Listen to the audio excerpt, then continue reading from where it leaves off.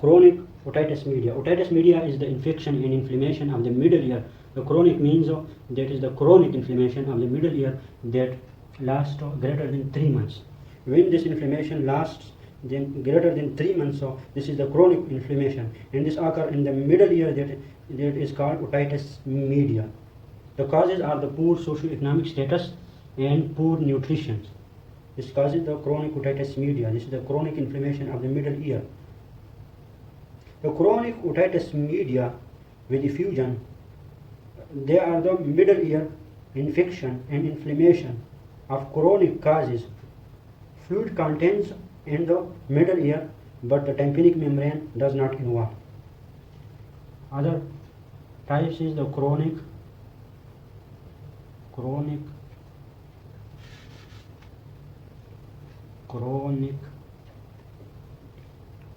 otitis media with effusions. The chronic otitis media with effusion is the infection and inflammation of the middle ear. This is the chronic inflammation and effusions occur in the middle ear, but no involvement of tympanic membrane, but no involvement or no rupture of tympanic membrane. The tympanic membrane is intact. The tympanic membrane is not involved. This type is called chronic otitis media with effusion. The other types of the chronic otitis media is the chronic suppurative otitis media. Other types is the chronic suppurative otitis media. This is chronic suppurative or suppurative otitis media. The chronic suppurative otitis media is also the chronic inflammation of the middle ear, but there is the involvement of tympanic membrane. That is, this is the perforated tympanic membrane occur and mucoid and purulent discharge from the ear continues. In this chronic suppurative otitis media, the tympanic membrane rupture, and the inside there is the mucopurulent discharge and mucoid are present, and they expel from the ear and they go to the outer side. There is a mucopurulent discharge. This mucopurulent discharge come outside the ear, outside the inner ear to the external ear, and this is due to the tympanic membrane rupture. The chronic suppurative otitis media, that is the rupture of the tympanic membrane occur. The rupture of the tympanic membrane occur are two types. It depends on the site of the rupture of tympanic membrane. Number first is the tubotympanic. The tubotympanic, there is the interior inferior part of the tympanic membrane rupture. Two types. Number one is the tubotympanic. In the tubotympanic rupture of the tympanic membrane, that rupture in the interior inferior part, rupture of the tympanic membrane in the interior inferior part. In this rupture of the tympanic membrane, interior inferior part, that is the central part of the tympanic membrane, is safe. That does not cause any complication, any chronic complication. This is the tubotympanic rupture, that is the interior inferior part of the tympanic membrane rupture, and this is safe. The second is the eticoentral rupture. Eticoentral rupture of the tympanic membrane. In the eticoentral rupture of the tympanic membrane, posterior superior part of the tympanic membrane rupture. Posterior superior on the posterior side and superior part of the tympanic membrane rupture, and this is dangerous. The tympanic membrane rupture are at the periphery. This is the dangerous type of rupture of the tympanic membrane. In this rupture, the bone eroding processes occur. In this, that is posterior superior rupture is the dangerous, and the rupture are at the margin of the tympanic membrane marginal site, and in this type, that is eticoenteral type of rupture, that is posterior superior rupture, this is the dangerous one. The further complication is the bone eroding process start. Bone eroding, bone destruction, bone eroding, bone necrosis starts in this type of rupture of the tympanic membrane. The main causes of the chronic otitis media is the poor nutrition and poor socio-economic state, but the organism can also involve in the chronic otitis media. The organism are bacteria, and two types of organism. It is organism involved in the pathogenesis of the chronic otitis media. Two types of organism are involved. Number first is the aerobes, and second is the anaerobes. In the aerobes, they include the Pseudomonas aeruginosa, Pseudomonas aeruginosa, the Pseudomonas aeruginosa, the Pseudomonas aeruginosa, that is the aerobic pathogen for the chronic otitis media, aeruginosa. The Pseudomonas aeruginosa can cause the chronic suppurative otitis media. In the other organism, that is the aerobic organisms, that are the Proteus and E. coli and Staphylococcus aureus. Other are the Proteus, E. coli, that is Escherichia coli, and Staphylococcus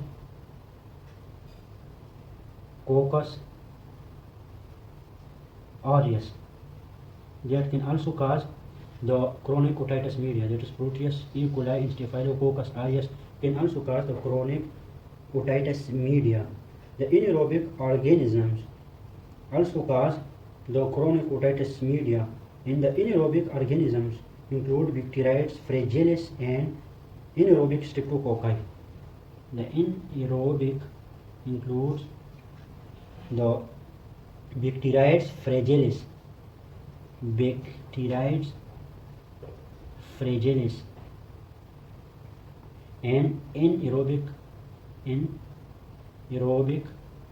streptococci or streptococci, anaerobic streptococci and anaerobic streptococci. The clinical feature of the chronic otitis media is ear discharge, hearing loss, and central perforation of the tympanic membrane may lie their interior, posterior, or interior inferior, but the posterior superior are most dangerous type of the perforation of the tympanic membrane. The clinical features. So the clinical features. The clinical feature is the ear pain. The ear pain may be mild or moderate, and there can be severe in the complication in the advanced stages. And ear discharge. The ear discharge come out from the middle ear into the external ear.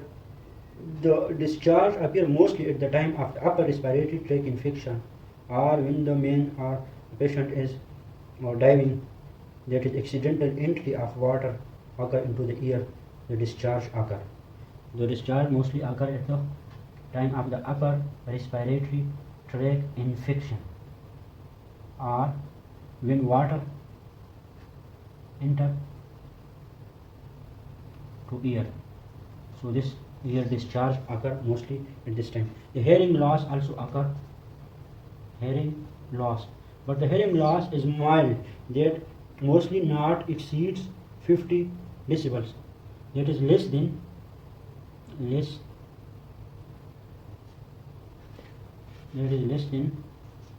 50 decibel.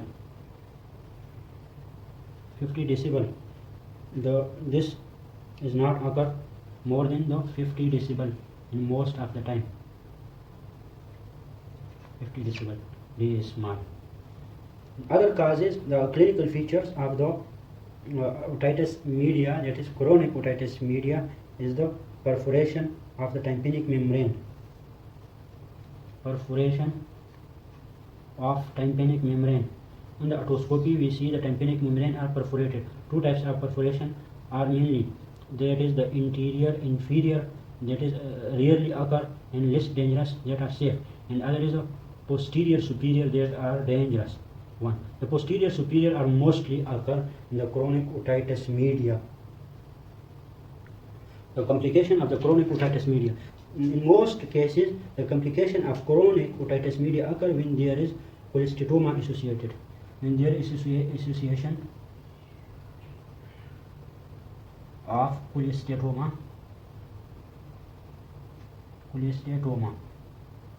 this complication mostly occur. The complication when there is associated of the cholesteatoma. The chronic otitis media without cholesteatoma can also occur without cholesteatoma. This, the complication can also occur without cholesteatoma, but when the cholesteatoma is absent, they most commonly occur due to the pathogens, bacterial pathogens. That is bacterial pathogen. The organism involved for the complication of the chronic otitis media without cholesteatoma include Pseudomonas aeruginosa,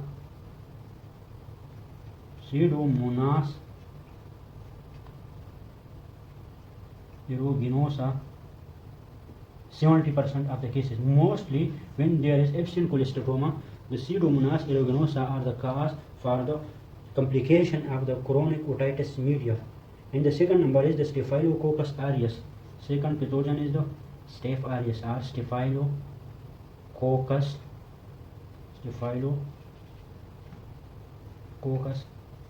aureus. The Staphylococcus aureus can cause the complication in 23% of the cases. The other bacteria involved is diphtherides. Diphtherides can also cause the complication in the case of the chronic otitis media, but the complication of diphtheria is 10%. Most of the cases, the Pseudomonas aeruginosa can cause the complication in the chronic otitis media. The second is the Staphylococcus aureus, that cause 23% of complications with the patient of chronic otitis media, and diphtherides are 10%. Most common complications are the two types. They are divided. The complications are divided into two types: extracranial and intracranial. The most common extracranial complication of the chronic otitis media is labyrinthitis and facial nerve paralysis. The most common extradural complication are the labyrinthitis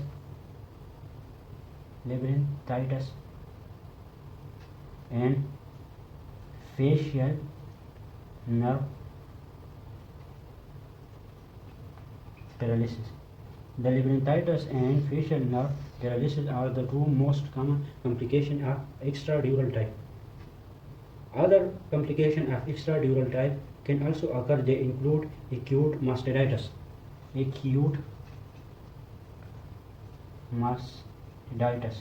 Acute mastitis is the acute inflammation of the mastoid bone. The mastoid bone, the pathogen can enter into the mastoid bones or the air cells, mastoid air cells, and they can cause the acute mastitis. The pathogen for the acute mastitis are the beta hemolyticus streptococcus are mostly causes this acute mastitis. The bacteria for this is most commonly cause the acute mastitis is beta hemolyticus streptococci or streptococcus. The beta hemolyticus streptococcus cause the acute mastitis in most of the cases, and they destroy the air cell of the mastoid bone. In this case, they destroy the mastoid air cell. The mastoid air cell act as a buffer system, so they are destroyed in the cases of the beta hemolyticus streptococcus infection. That is the complication of the chronic otitis media. These infection pathogen can spread through oval and round window, and they also spread to the otic capsule. These infection and infectious pathogen can spread to the oval window, round window of inner, round window and oval window of the inner ear, they can spread. The treatment for this complication is the surgical removal of the cholesteatoma. In case of the cholesteatoma, we remove surgically the cholesteatoma.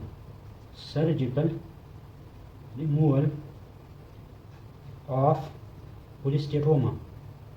When cholesteatoma present, we surgically remove the cholesteatoma, and we repair the oval window, round window defects when they involve. We repair the round window and oval window defects when they are involved. Repair round and oval window. When the round and oval window are involved, we repair these defects. To prevent the facial nerve paralysis, early surgery is recommended and early treatment is recommended. To prevent the facial nerve paralysis, the early surgery and early treatment is recommended. Early surgery is recommended to prevent the